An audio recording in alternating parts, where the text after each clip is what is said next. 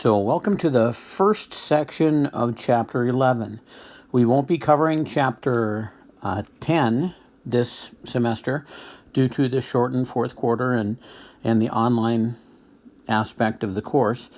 The two chapters we will be covering in Chapter 4 both deal with circles. Chapter 11 is called Circles and Angles Within Circles. And Chapter 12 is called Circles and Segment Lengths in Circles. Now that one also has some area in it as well. But this one deals with angles and circles. And of course some vocabulary that's associated with circles themselves. Now that's what we're going to talk about in this first section. So we've seen circles before. A circle is the set of all points in a plane that are equidistant, the same distance, from a fixed point called the center. So this would be called the center, this point P right here.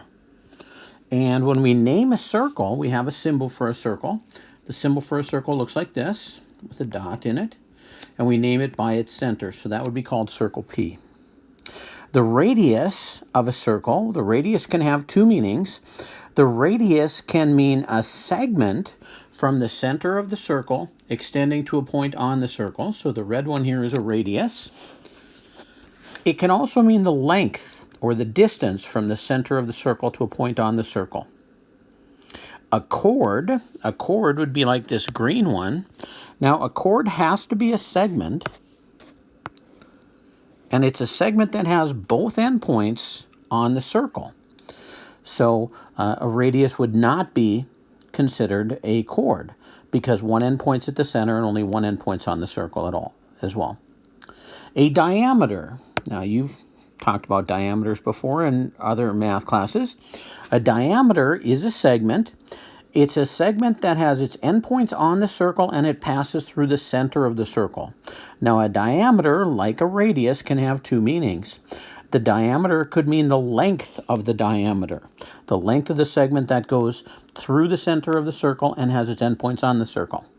A radius is only half the length of the diameter. Now, a diameter is a chord, but it's a special chord, and we try to use its most descriptive name, which would be diameter. So the only one that's probably new there is chord. And a chord, again, is a segment.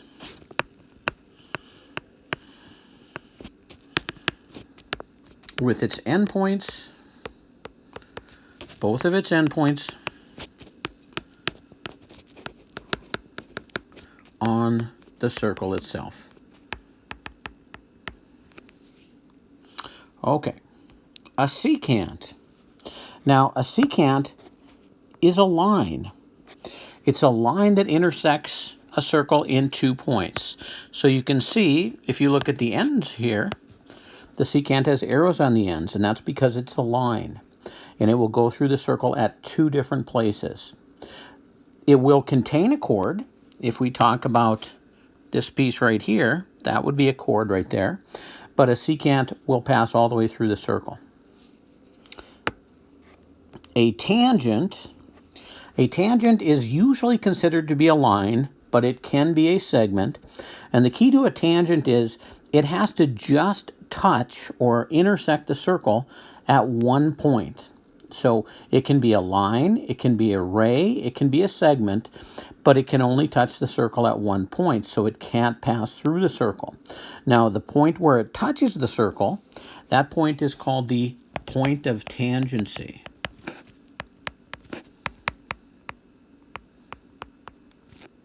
So B here would be the point of tangency. And again, a tangent can be a segment, a ray, or a line. A secant has to be a line. A chord has to be a segment. Let's take a look at an example or two here. So we're going to look at each one of these and decide what vocabulary word best describes it. So we're looking at AC, A to C, right here. Well, that one's kind of the easiest one. So A to C goes from the center to a point on the circle. So AC has got to be a radius. That's the best we can do for that one. AB, well, AB goes all the way across like this. So AB is a segment. It passes through the center and has its endpoints on the circle, so the best one we can use there is diameter. Now, you'll notice the next one is ray DE. Ray DE touches the circle at just one point right there, touches at B. So that would be called a tangent. And finally, the last one they've asked us for is a line. So that gives us a hint. And it's a line that passes through the circle at 2 points. See? A to E would hit the circle at both A and G. So that's going to be a secant. And you will have to know and be able to pick out these. Keep in mind that a secant has to be a line. And a diameter and a radius can be a length or a segment. Tangent can be a line, a segment, or a ray. Let's try another example here. Which word best describes A to G? A to G. Well, when we see the symbol up above here, that symbol's a segment symbol, so we're talking about a chord. C to B. Well, that's that easy one again. C to B is a radius. Now they ask us to name a tangent. A tangent can only touch the circle at one point. I could name a tangent by saying DE. That would be a tangent. I could name it as DE with a line symbol. That would be a tangent as well. So a tangent segment might be DE, and this would be a tangent line. By the way, B is a point of tangency.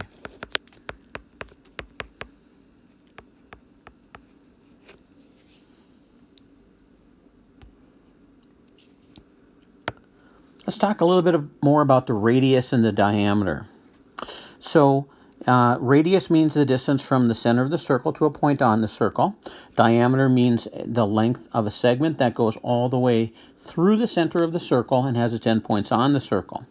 So the radius of A, well, we can see that each of these blocks is just 1, so the radius of A would be 3. The diameter of A would be 6. 1, 2, 3, 4, 5, 6 if we counted. The radius of B would be 2. The diameter of B would be 4. And that should be consistent with what you have learned in the past. Okay, now coplanar circles means circles that are drawn on the same flat surface. And two circles can intersect in 2 points, 1 point, or no points at all. Coplanar circles that intersect in 1 point are called tangent circles. Tangent means they intersect at 1 point. So these are tangent circles here in the middle.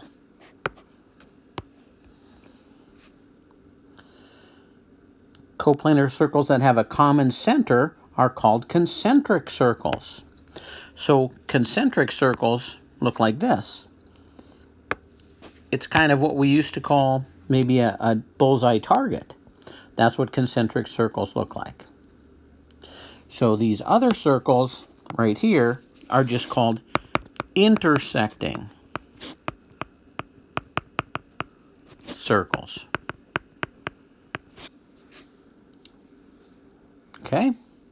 Now, another vocabulary word that we're going to see is common tangents.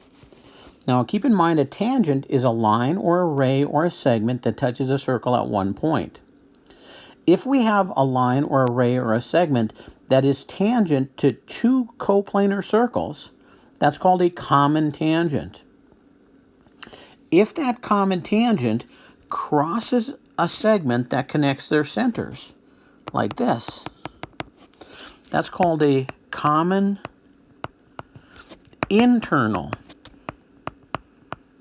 tangent. If that common tangent does not cross the segment that connects their centers, that's called a common external tangent. So external means it doesn't pass between the two centers of the circle. Internal means it does pass between the centers of the two circles.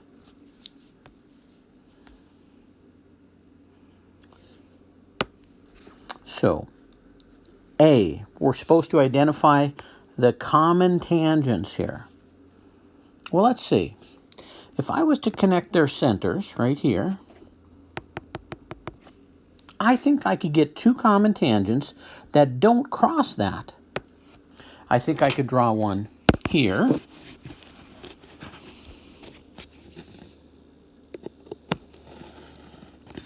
And I think I could draw a second one up here. So that would be two common external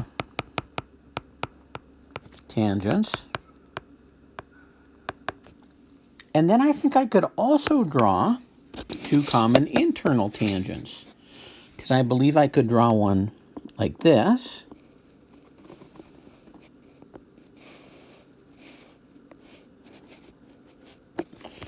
And I could draw a second one like this.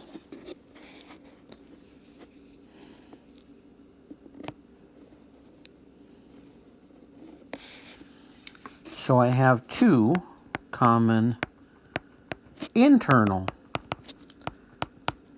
tangents.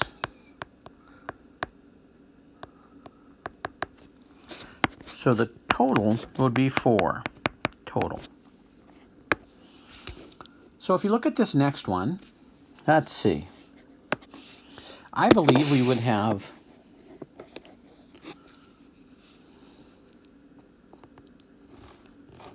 one internal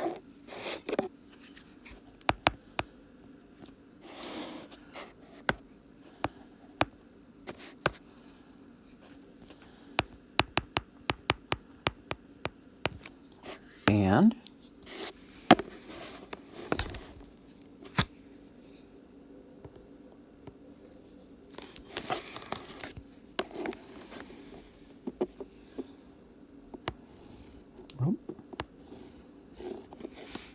two external.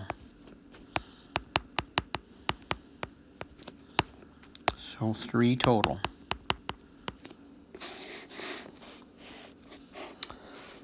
For example C here, I think example C would have 2 externals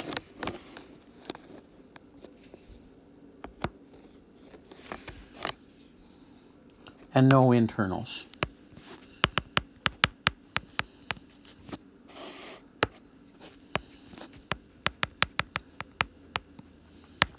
So 2 total.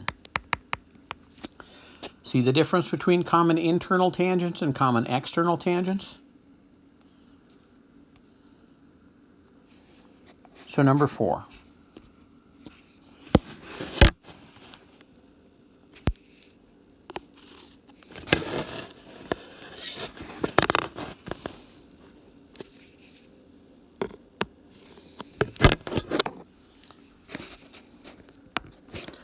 Two external,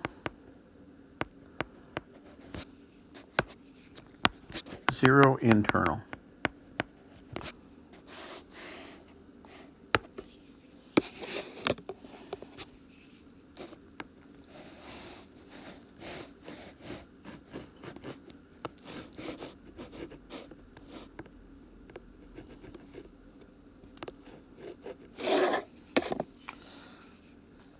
One external, 0 internal. And this last one has none.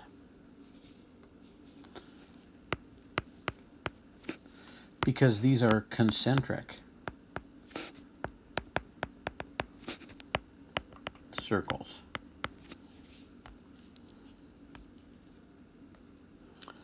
Now we have a theorem, okay? This theorem says if a line is tangent to a circle, then it is perpendicular to the radius at its endpoint. So if we have a tangent, we're going to have a right angle there. So example 5 says, is this a tangent? To check, we use the Pythagorean theorem. Okay, so we're wondering if this is a right angle. Well, let's see. We would compare 37 squared to 35 squared plus 12 squared. Using our calculators, 37 squared comes out to be 1369. 35 squared plus 12 squared, 1369. So it's a right angle. So that means that ST is a tangent.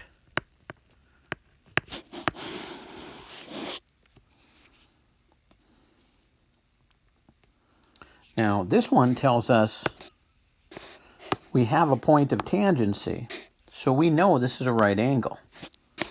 Once again, we're going to use the Pythagorean theorem. This length, the hypotenuse, is 50 plus r. So I have 50 plus r quantity squared equals r squared plus 80 squared. When I square this side, remember that's when we take 50 plus r times 50 plus r. That would be 2500 plus 50r plus 50r plus r squared. So that gives me r squared plus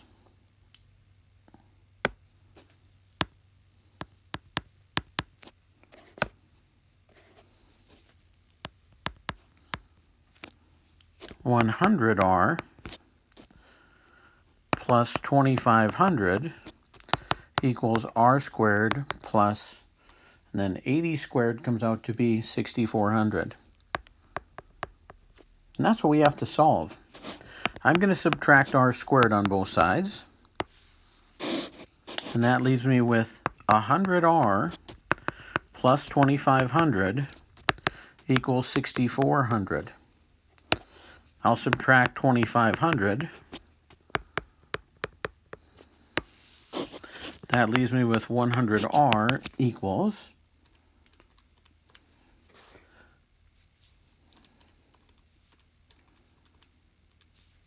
3900.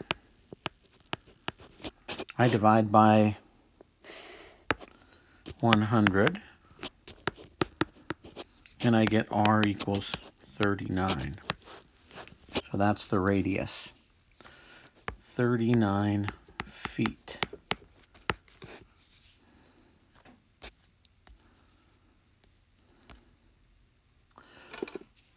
We still have more vocabulary to talk about here. The next thing we're going to talk about is something called an arc. An arc is actually the portion of the edge of a circle defined by two endpoints. So this highlighted portion is what an arc looks like. It's a curve. Now there are three types of arcs. There's a minor arc. A minor arc has a measure that's less than 180 degrees. It's named with two letters. And then, of course, the arc symbol. So it's less than half a circle.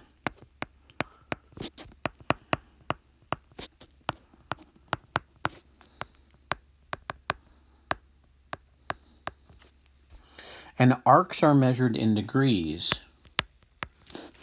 Arc measures in degrees, just like angles. The second type of arc that we talk about is called a major arc. A major arc is greater than 180 degrees. It's named with 3 letters, like this. So it's more than half a circle. And finally, the last type of arc, the last classification we have, is a semicircle. A semicircle measures exactly 100 degrees. We still use 3 letters, but it is exactly half of a circle.